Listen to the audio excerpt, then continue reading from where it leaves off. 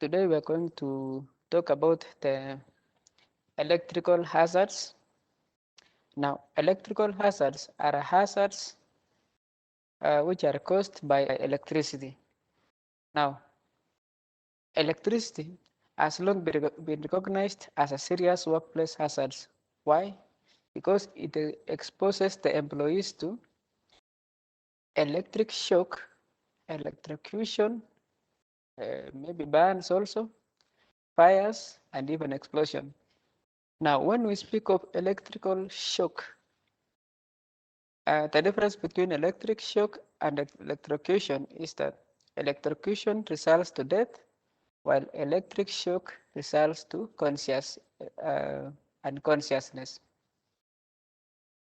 Now, when electric cables uh, are poorly insulated, they can come in contact with each other, and when they do so, they cause sparks, where sparks causes fire.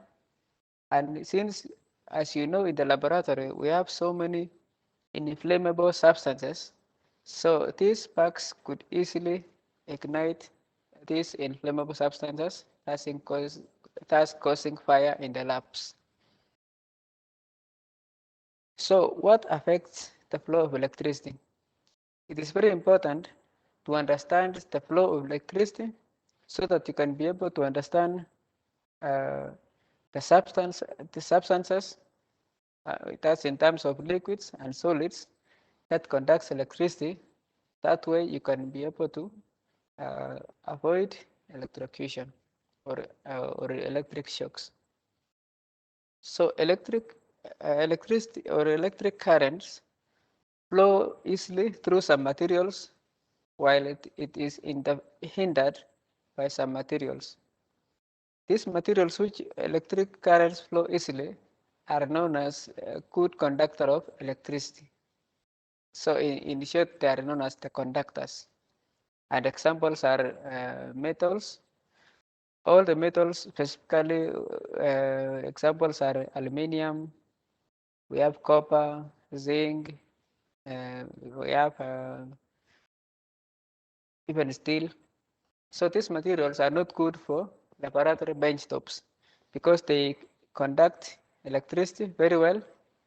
And we have electric cables which are not properly insulated laying around on the benches, this can easily lead to electric shock or even electrocution to the laboratory personnel. Now, on the other hand, the materials which which offer high resistance to electric currents are known as poor conductor of electricity. They do not allow electricity to pass through, and examples are wood. So they are also known as the insulators. The insulators. So we gave an example of wood. We also have plastic and so forth. Even rubber. Rubber gloves are a poor conductor of electricity. So, and the gloves which can protect you from electric hazards should be the heavy duty gloves, not the normal gloves. Now, uh, in the lab also, beware that water can also conduct electricity. Now, deionized water do not have ions in it. So deionized water is poor conductor of electricity. However, when uh, when some salts are added to it, the water can become highly uh, or good conductor of electricity. So it is always advised that the laboratory benches and floors should be always kept dry, especially even the tap water. Tap water is a fairly good conductor of electricity.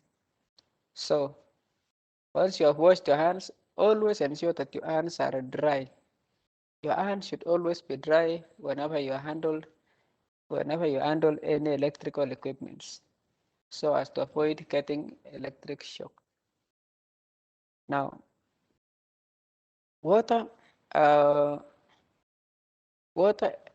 So I've already spoken of how water affects the flow of electricity, and we said that pure water is poor conductor of electricity. Poor conductor of electricity. By pure water, I mean deionized water. However, if small amounts of impurities like salts, which I already said, or acid, solvents, or so forth, the water itself can become very good conductor of electricity. Now, wood also, for instance, which is a poor conductor of electricity, if saturated with water, it becomes good conductor of electricity. And for this reason, the laboratory bench tops must always be kept dry.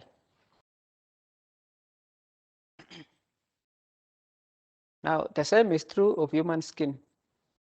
The human dry skin is fairly or offers fairly high resistance to electric currents.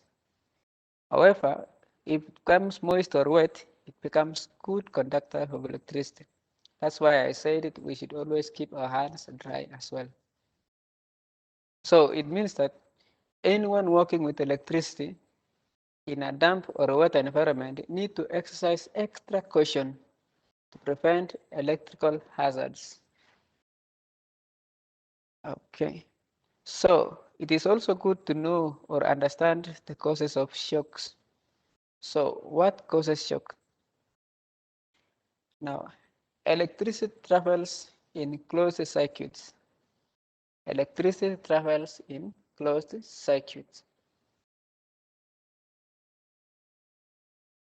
Now, these circuits are also known as the conductors. However, sometimes a person's body uh, can come in contact by accident to this electric circuit. When that happens, that causes the shock. Now, shock occurs when the person's body completes the current path, where either both wires, uh, either when the person come in contact with either both the wires, as the neutral and the live, or one wire of an energized circuit and the ground. So if you step on the ground, while and then accidentally touch an electric cable, that will result to a serious shock because now you'll be acting as the earth. The electric flow will flow through your body to the earth. Also, maybe at times an individual can touch a metal part accidentally, which is energized uh, due to breakage of insulation. Okay, so when that happens, you can easily get shocked. Also, now when a person receives the shock, electricity will flow between the parts of the body or through the body, the ground, or the earth. So what affects what affects what effects do shock have on the body? What effects do shock have on the body? Now, an electric shock can result in uh, anything from slightly tingling sensation to an immediate cardiac arrest. The severity depends on several factors. One could be the amount of current flowing through the body. Also, it can be through the current path through the body. The length of time where the body, in which the body remains in the circuit, or the current frequency. So that means that the amount of current, if the current is too high, it could easily cause a very serious hazard or serious damage to your body. However, if the current is too low, it can result to fairly low danger. However, even if the current is low, it can still result to a very serious hazard because we also say that the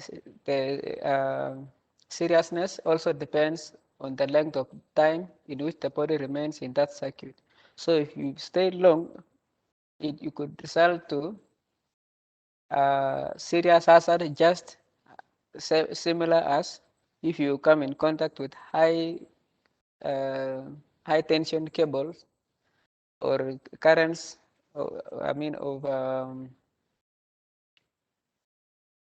high currents for short duration. It is the same thing. So it's of paramount importance that you remove the victim immediately. Or if you're the one who has gotten the shock, you should try to move as quick as possible away from the current. Now, at times, people freeze, and this is something which I'm sure most of you have seen or have realized, that when you get shocked, you can get several reactions. Other people can jump very high, while other people freeze. Now, freezing uh, through your through your past anatomical lessons, probably even in the high school, you learned that electrical, uh, our bodies operate through electrical impulses. Now, when we say our nervous system is controlled through the electrical nerve impulses, so it means that an electrical current passing through our body by accident will interfere with a normal electrical nervous impulse. That can cause freezing. Now, this freezing can make the person to be unable to pull free from the circuit, okay? And this will be extremely dangerous because it increases the length of exposure to electricity. And because the current causes long exposure can cause blisters, which will further reduce the body's resistance, and it thus increases the current, which increases the risk. Since we said it, the longer the exposure, the greater the risk of seriousness of the injury. We also say that longer exposure at even relatively low voltages can be just as dangerous as short exposures at high voltages. Low voltage does not mean or does not imply low hazard. So from the statement above, low voltage does not simply imply that it will result to low hazard. So we have to be very careful. Now, in addition to muscular contraction that causes freezing, we also say that electric shocks can also cause involuntary muscular reaction. These reactions can result in a wide range of other injuries, resulting from collisions or falls. This will cause also includes bruises, bones fractures, and so forth, even death. The worst case scenario can result to death also. So as you know that in the lab, there are so many hazardous equipments. So even glassware and other machines. So if you get shocked and you jump very high, you can fall on a microtome knife. You cut yourself. You can fall on glassware, and even you can tip over heavy equipment, which can fall on you, causing fractures and so many other risks. So you have to be very careful with electrical uh, installations in the laboratory. Now, should someone freeze, maybe your colleague, if your colleague freezes, what would you do?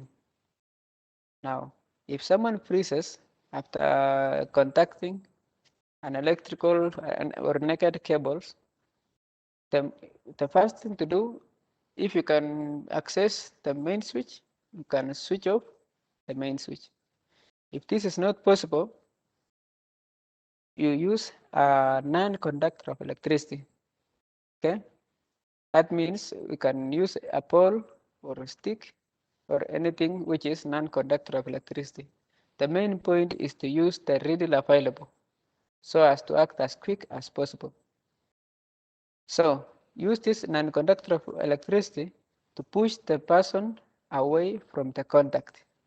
the first, the most important point is to break contact before you do anything else. So act quickly, but always remember to protect yourself. Your safety comes first. Otherwise, if you jump in without scanning the environment, the floor could be wet. Okay, and if the floor is wet, and maybe more cables are lying on the floor, so you yourself, so you get also shocked, and the victim is shocked, so you have not saved anybody, so all of you become useless. So what I'm trying to say is that ensure that you yourself are safe before you take any action. Now, a severe shock can cause considerably more damage than meets the eye. When you look at that person, you may think that you have already saved the person, and you think that person is okay because you don't see any physical injury. However, physical injury to the person can be also internal. So it is important that you inspect the person thoroughly, and it is also necessary to dispose that person to a clinic so that he can get further inspection. So we say that now, protecting yourself from these electrical hazards, we have several ways. But before you check on the ways, also identify the causes of these hazards first. Once you identify the causes, then it is easy to identify ways of protecting yourself from these hazards. Now, most electrical hazards result from eight of the following three. Number one is unsafe equipment installation. Two is unsafe environment or unsafe work practices. When we talk of unsafe equipment installation, number one, unsafe equipment, so we have 2 points. These are two-part point. We have an unsafe equipment and unsafe installation. So when we speak of unsafe equipment, always avoid using faulty equipment. Never use a faulty equipment in the laboratory. Even at your home, avoid once an equipment breaks down, don't attempt to use it until it has been repaired by a qualified electrician. Okay? Using a faulty equipment not only can result to electric shock, electrocution, but it can not only produce wrong results, but it can also damage the equipment further and even damage other equipments or cause fire which can burn the entire laboratory or ignite other flammable equipments. So avoid using damaged equipments, but allow them to be repaired first before use. Installation. Always ensure that equipments are properly installed. Check the voltage requirements and the proper siting before doing the installation. Unsafe work environment. When we speak of unsafe work environment, uh, it is very necessary to consider uh, proper housekeeping, and we have always spoken of proper housekeeping. Now, proper housekeeping, when we speak of proper housekeeping, we spoke of ensuring that at any given time, there is no spillage. Always ensure that the laboratory floors are kept dry. Okay, and also unsafe work practices. That also is a twin. It's a mess twins with that unsafe work environment or unsafe work practices. So prevention, use of insulators, guarding, grounding, electrical protective devices, and safe work practices. So safe work practices will keep recurring each and every time until you get used to it. It's a very important point.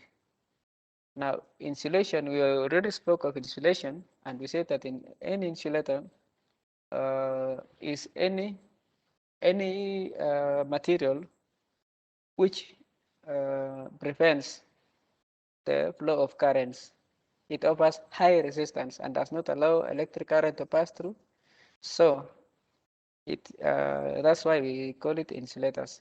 So starting by insulation, we say that insulators are materials such as glass, mica, rubber, plastic, which are used to coat metals and other conductors, which help stop or reduce the flow of electrical currents. This helps prevent shocks or prevent fires and so, through preventing short-circuiting of cables. To be effective, the insulation must be suitable for the voltage used. Also, the conditions such as temperature and other environmental factors like moisture, oil, gasoline, corrosive fumes, and other substances, which could cause the insulation to fail. When we speak of, so I said that for temperature, the insulator must be resistant to high temperatures for those equipments which cause emission of high temperatures. For instance, the autoclave. The autoclave operates at very high temperatures. So an insulator or the cables, insulator for cables used for connecting autoclaves should be temperature resistant.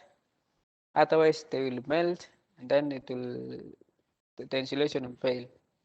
Also, for tissue processing, the materials should not be made of rubber because rubber tissue processing solutions like for instance the chloroform attacks rubber.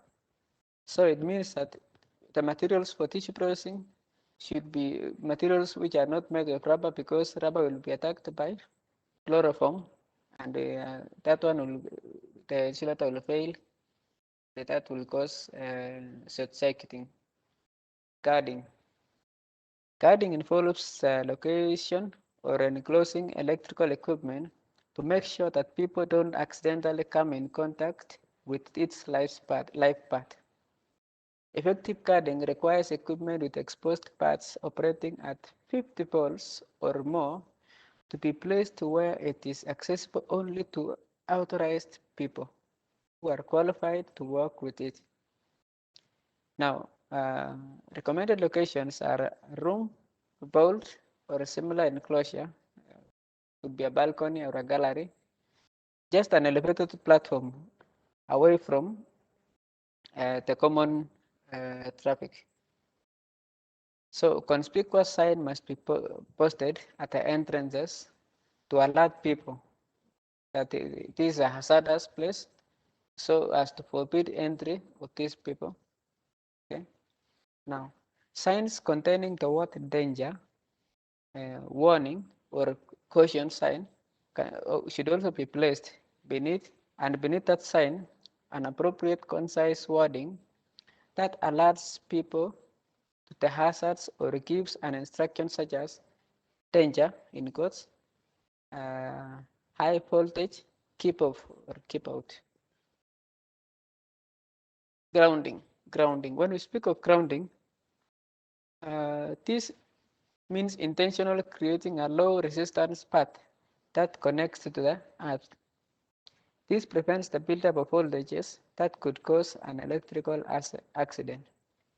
Grounding is normally done as a secondary protective measure to protect against electric shock.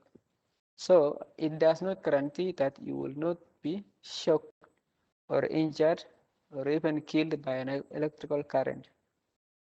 It will, however, substantially reduce the risks, especially when used in combination with other safety measures.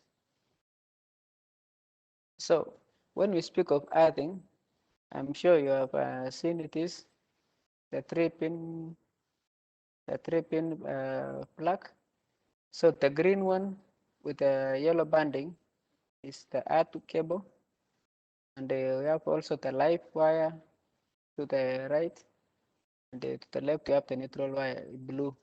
So brown, the live is brown or red. Now, when you hold a three-piece plug facing with the pins facing you. The longer pin is always the earth. The longer pin is always the earth.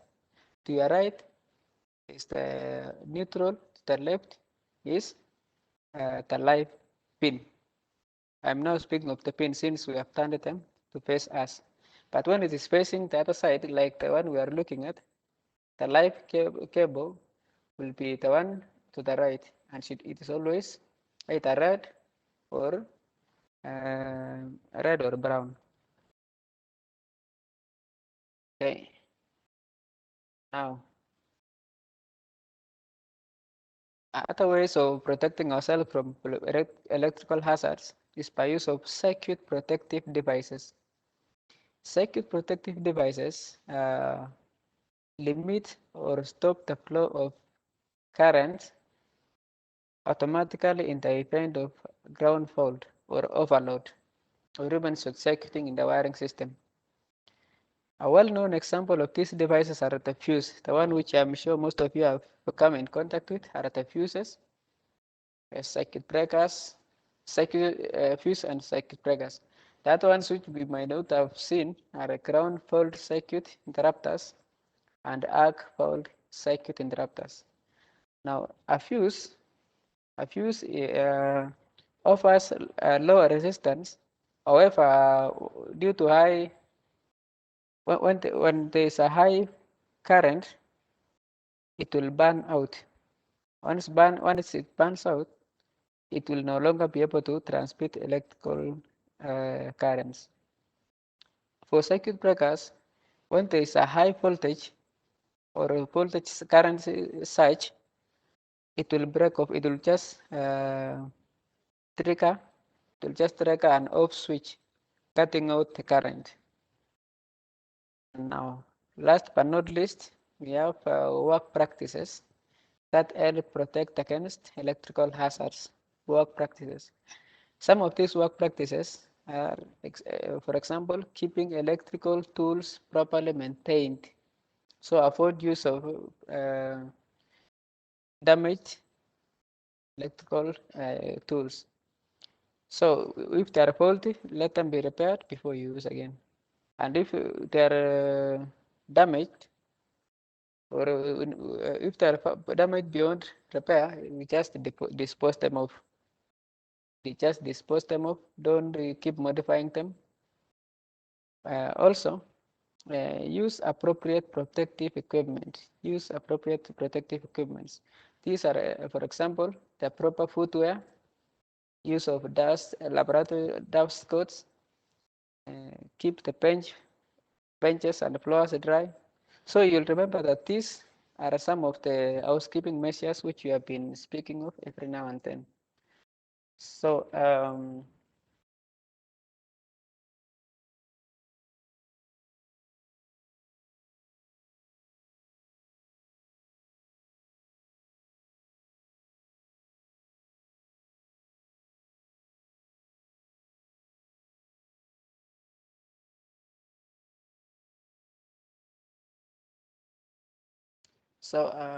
thank you for your time.